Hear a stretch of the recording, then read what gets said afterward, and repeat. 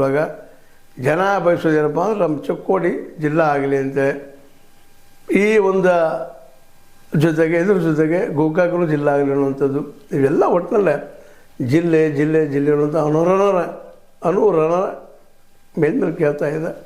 ಅದು ಯಶಸ್ವಿ ಆಗ್ಬೋದು ಅನ್ನೋದು ತರ್ಕು ಅದ.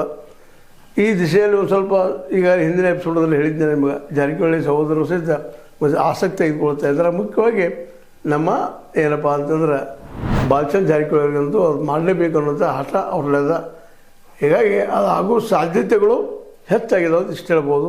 ಆದರೆ ಇಷ್ಟಕ್ಕೆ ಸಮಾಧಾನ ಆಗಿಲ್ಲ. ಜನ ಘೋಷಣೆ ಆಗುವವರೆಗೆ ಅವ್ರನ್ನ ಹೋರಾಟ ನಿಲ್ಲಿಸುವುದಿಲ್ಲ ಅನ್ನುವಂಥ ಮಾತುಗಳನ್ನ ಆಡೋದನ್ನು ನೋಡಿದರೆ ಗೋಕಾಕ ವಿಷಯಕ್ಕೆ ಮಾತ್ರ ಈ ಒಂದು ಹೋರಾಟ ಮತ್ತು ಚಿಕ್ಕೋಡಿ ವಿಷಯಕ್ಕೆ ಈ ಏನು ನಡೆಸೋ ಹೋರಾಟಗಳು ಸರ್ಕಾರದಲ್ಲಿ ಪ್ರಭಾವ ಆಗ್ಬೋದು, ಆಗ್ತಾವೆ ಅನ್ನುವಂಥ ವಿಚಾರ ಇಟ್ಕೊಂಡ ಜಲ್ದಿ 31ರೊಳಗೆ ಇವೆರಡು ಜೊತೆಗೆ ಸಾಧ್ಯ, ಅವು ಎರಡನ್ನು ಘೋಷಣೆ ಮಾಡಿ ಚಿಕ್ಕ ಜಿಲ್ಲೆಗಳು ಆಡಳಿತಕ್ಕೆ ಯೋಗ್ಯ ಅನ್ನೋದನ್ನು ಹೇಳುವಂಥ ಕೆಲಸ ಆಗಲಿ ಅಂತ ಹೇಳ್ತಾ, ಮತ್ತು ಇನ್ನೊಂದು ಮಾತು ಕೊನೆಯಲ್ಲಿ ಹೇಳೋದಪ್ಪ ಅಂತಂದ್ರೆ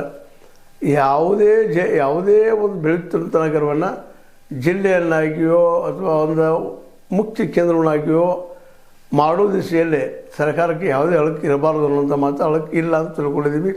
ಯಾಕಂದರೆ ಈಗಾಗಲೇ ಇಲ್ಲಿ ಶಾಸಕರಾಗಿರ್ಬೋದು, ಇನ್ನುಳಿದವರಾಗಿರ್ಬೋದು, ಎರಡೂ ಕಡೆ ಶಾಸಕರು ಈ ಜಿಲ್ಲೆ ಆಗಲಿ ಅಂತ ಹೋರಾಟ ನಡೆಸಿದ್ದೀನಿ, ಸುಳ್ಳಲ್ಲ ಅದಾಗಲಿ ಅನ್ನುವಂಥ ಮಾತನ್ನು ಹೇಳ್ತಾ 31 ಡಿಸೆಂಬರ್ ಒಳಗೆ ಆಜಿತ ಅಂತ ಆಶೆಯನ್ನು ನೋಡ್ತಾ ನಮ್ಮ ಮನಸ್ಸಿಗೆ ಕೆಲವು ಮಾತುಗಳು ಮಾತಾಡಿದ್ವಿ. ನಿಮ್ಗೆ ಲೈಕ್ ಆಗ್ಬೋದು, ಲೈಕ್ ಮಾಡಿ, ಶೇರ್ ಮಾಡಿ, ಕಾಮೆಂಟ್ ಮಾಡಿರಿ.